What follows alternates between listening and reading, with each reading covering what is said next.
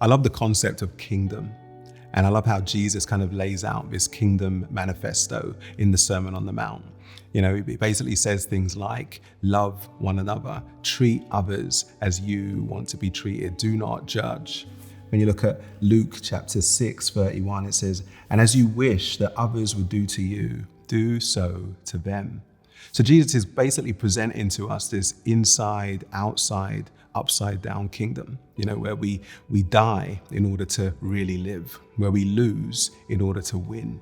So Jesus is spelling out for us what life in the kingdom looks like. It looks dramatically different to our culture, the culture that we live in. This summer, my wife and I were invited to Hollywood Palace in Edinburgh, and we were super excited. You know, we got dressed up and we were queuing up for hours on end because we were told that it was going to be an audience with none other than King Charles. You know, so we thought, wow, you know, what an invitation, what an opportunity. And it turned out to be an epic disappointment.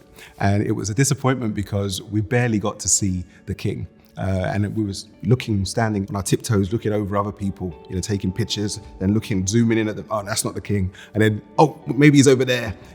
Zooming in. Oh, that's not the king either. You know, so we couldn't even see the king, and the king couldn't see us.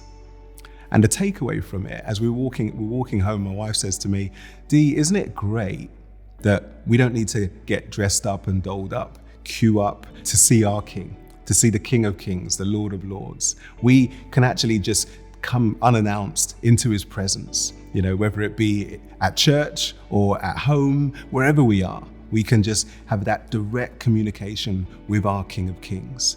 Our King of Kings can see us and we can see him. There's a guy called Andy Crouch, and he says, our greatest need is to be recognized. And I think in our social media age, you know, we all want to be seen. We want for people to see our work. We want to put our work out there for it to be acknowledged and admired. That's a trait of human beings. We can't avoid that. But here's the thing. Jesus, the King of Kings, he actually sees us and knows us for who we really and truly are.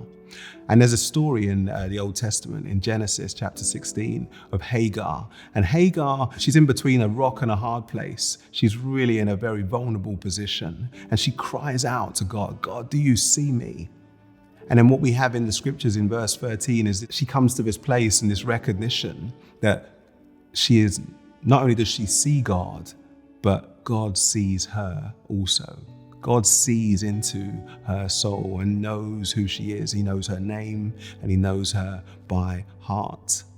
God sees who we really are, not just the kind of airbrushed social media presented self, but he sees who we really are and he loves us. And not only that, but he's called us to a relationship with him through his son. And not only that, but we get this divine and beautiful opportunity to be a part of his kingdom family. We get to be welcomed in and to welcome others in to the glory of Jesus. I just find that so profound that God sees me. In a sea of faces, God sees me. Doesn't just know me by name, but he knows me by heart. There's something profoundly intimate about that.